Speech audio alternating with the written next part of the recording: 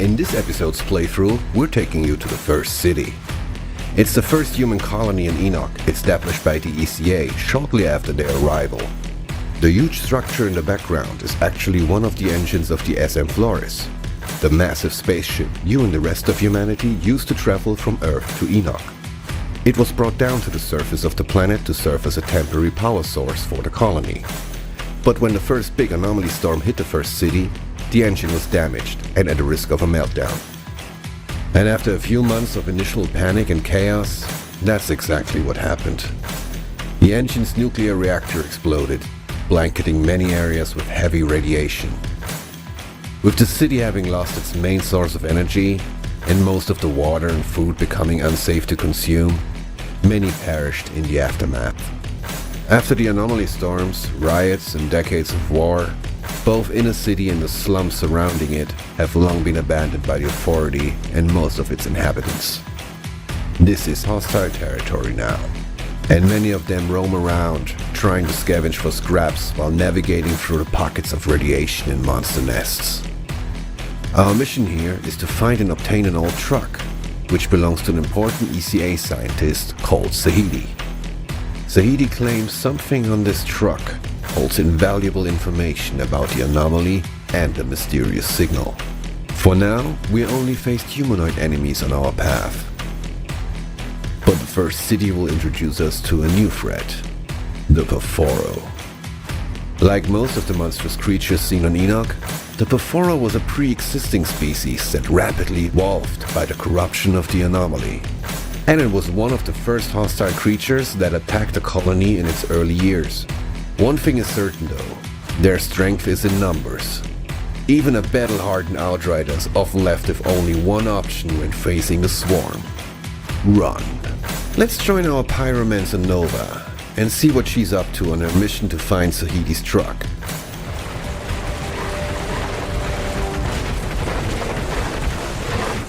Yeah, like I said, sometimes you just need to run. But not for long.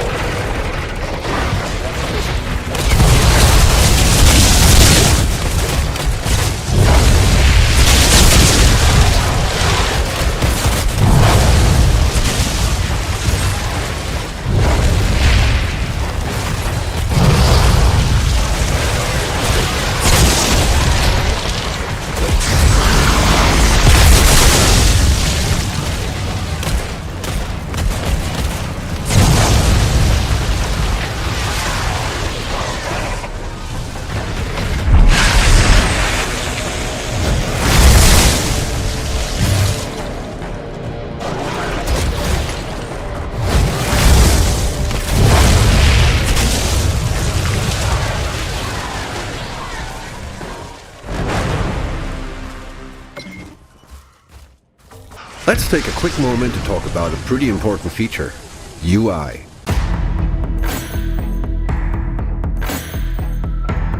We know that screen real estate is important to shooter fans.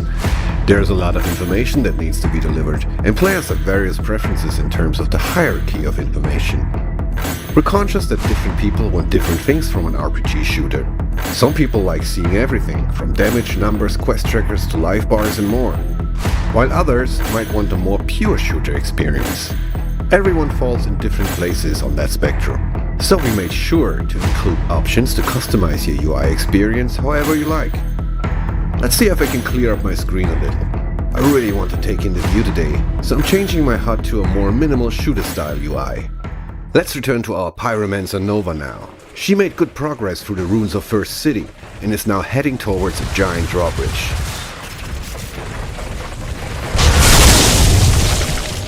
By the way, Perforo come in different shapes and sizes.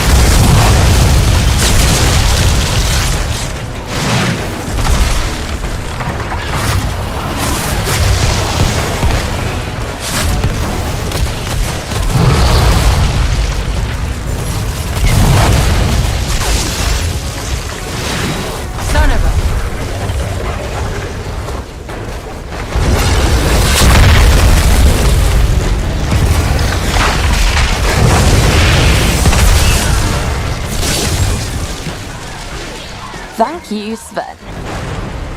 Let's take a moment to talk about dynamic difficulty settings in Outriders. Outriders has a flexible difficulty system called world tiers that allows you to fine-tune your difficulty setting at your leisure. This means that the game will organically find the right challenging difficulty for you, even if you're a skilled and maxed out player absolutely chewing through the battlefield with fully optimized gear. The idea behind world tiers is that you can make Outriders either a just here for the story game or a true hell on Enoch experience. It is totally up to you. Generally speaking, higher world tiers are more difficult as they increase enemy stats such as damage, armor, health, and enemy level. However, you will also gain more rewards, get better loot drops, and unlock more accolades. You'll start on World Tier 1 and scale up as you play the game, depending on your performance.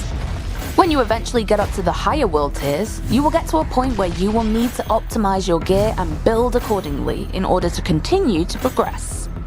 Let's pull up the world tier menu here and have a closer look.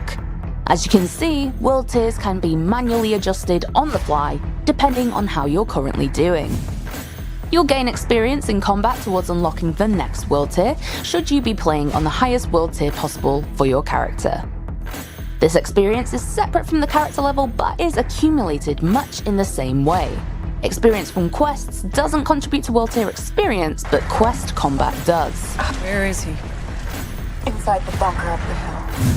Here's the kicker though. Whenever you die, you will lose a percentage of world tier advancement. This prevents you from accidentally stepping up to even more difficult world tiers should you be struggling on the current one. You really need to earn your spurs here. Each newly unlocked world tier will also reward you with either a resource or a new rare, epic, or legendary weapon, and in some cases, both. Higher world tiers will enable loot to drop that is actually of a higher level than the player themselves. This starts at World Tier 4 and scales till World Tier 15. At the same time, playing on these same world tiers will allow the player to wear gear that is higher than their level while they are in that world tier. One final note on difficulty. The difficulty of the game and enemies will also be impacted by the amount of players in the game. This will ensure that the game remains challenging while playing in groups with friends, but it isn't punishing to the point of not being fun when playing solo. For now, things were a little on the easy side for us back there, so let's crank things up a gear. Thanks, Lucy. Nova likes her enemies tough, so yeah, bring it on. One of the things we've been super mindful of during development is how all that background and exposition is delivered. We know that one of the pains of this genre is having to work to consume story. We don't want our lore to be a chore or an obstacle to immersion. So we've ensured that everything is on the disc and in the game itself. While exploration and talking to NPCs will deliver additional context and background, bios, backstories and lore are unlocked as you play, and can then be pulled from the menu at any time. So, say for example you want to learn about the first city and the initial colonization of Enoch. You can check it out right here. The next section will be pretty tough, so ask my friend and community manager Robbie to tag along for a little co-op action. He's sporting a badass trickster in a complete legendary gear set. Now let's do some real damage. We have a truck to find.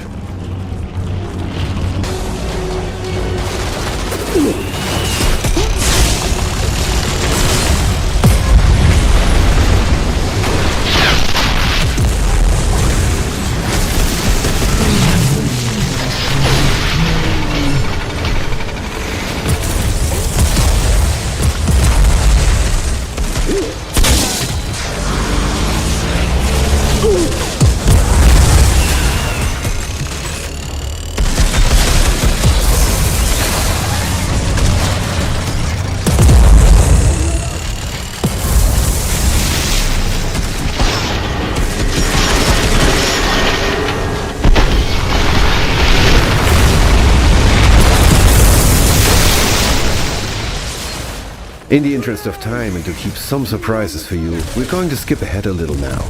Let's join the final minutes of the brutal finale against the portal-wielding captain.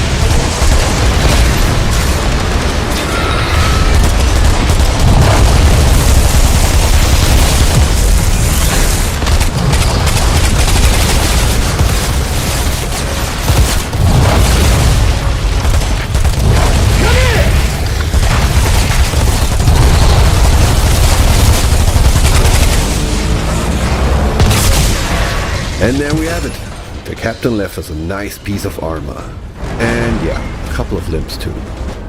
We hope you enjoyed our little trip to First City, and I see you in the next episode. Stay safe out there.